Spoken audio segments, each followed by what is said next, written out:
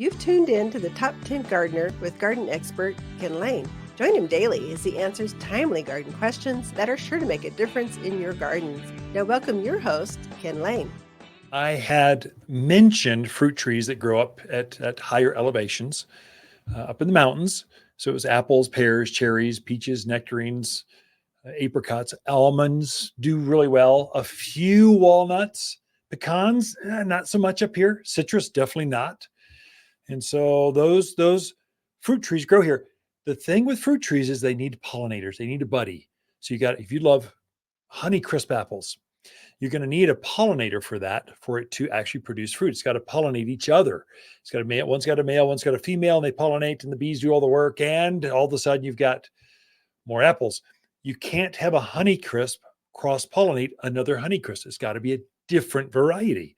So Gala, Golden Delicious, Granny Smiths, Macintosh, they all pollinate.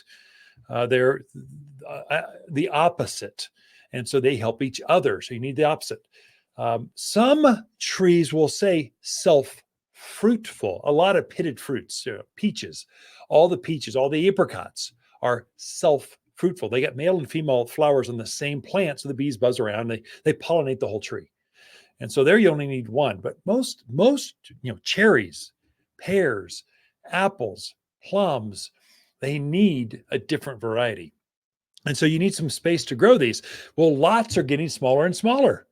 And so what we've done is we've now created what's called a fruit cocktail tree. So if you hear cocktail tree, that's where we have grafted several varieties of apples on one trunk. One trunk is growing Granny Smith, Honeycrisp, Gala, Macintosh on the same tree. So now you've got one tree that pollinates itself.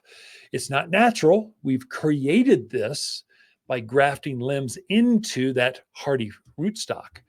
And so you'll see a fruit cocktail tree. Or we've some varieties, we've planted 3 trees in one bucket, and they grow up into one giant trunk with three trees. Sometimes we'll braid them together. We can have fun with that. I mean, literally, we get bored with plants sometimes. We're going, what can we do? We could create this. And so you'll see fruit cocktail trees at the garden center. This is one that if you're considering that, or you've only have room for one tree, but you want fruit on it, that's the way to go. That's when you do not want to wait. These are so specialized.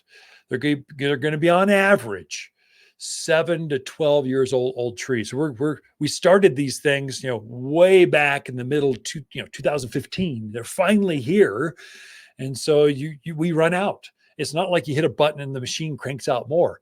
So you get good selection now, good varieties, good sizes, and you get to cherry pick the best quality ones by shopping early. You don't want to wait until May or June or July. I'll be out. I'll have single apple trough. I'll have straight Honeycrisp, but I won't have the fruit cocktail apples that have multiple varieties on the same tree. So it's a limited supply of those kind of trees. You want to catch them early. Last year, I completely ran out. We tried to go grab some more. I called some friends and, hey, you got any fruit cocktail trees up there at the farm? Found a few more and then completely ran out. And so we've got a few more this year because I think it's because the size of the yards are just smaller. And so we go over all of that. So classes, real quick. Every Saturday at 9:30, we have free garden classes. Today, this weekend, it's the 17th. It is gardening for newcomers. Next week is evergreens that bloom early. So we'll cover all those evergreens that have flowers on them. Then the spring to-do list, March 2nd. So every Saturday, take a look at those at watersgardencenter.com. You can take a look and get those in too. Subscribe to my newsletter. At the front of watersgardencenter.com, there's subscribe. I write a weekly garden column, do daily podcast. Join. If you want to know more about gardening, it's a great source. Throughout the week, Lisa and I camp out here at Waters Garden Center. We love talking to fans of the show. Let's talk poop. Hey, I'm Tommy at Waters Garden Center. Ken and Lisa are out right now, so I snuck in to remind you that it's time to add some manure to your garden. It's been a wet winter, and your soil is, well, pooped. Waters Barnyard Manure adds nutrients to get your garden growing. It's organic and odorless, so we really can say our poop don't stink. Buy 6 bags or more. Now that's a load of crap. Tommy, what's going on? Oh, poop, gotta go.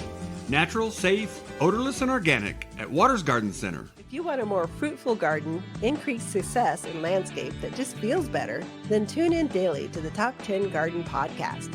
Years of tips, tricks, and garden shortcuts are guaranteed to make your gardens nicer than ever. Listen to this podcast or read Ken's weekly garden column by visiting watersgardencenter.com. That's Waters with 2 T's, gardencenter.com. Thanks for tuning in.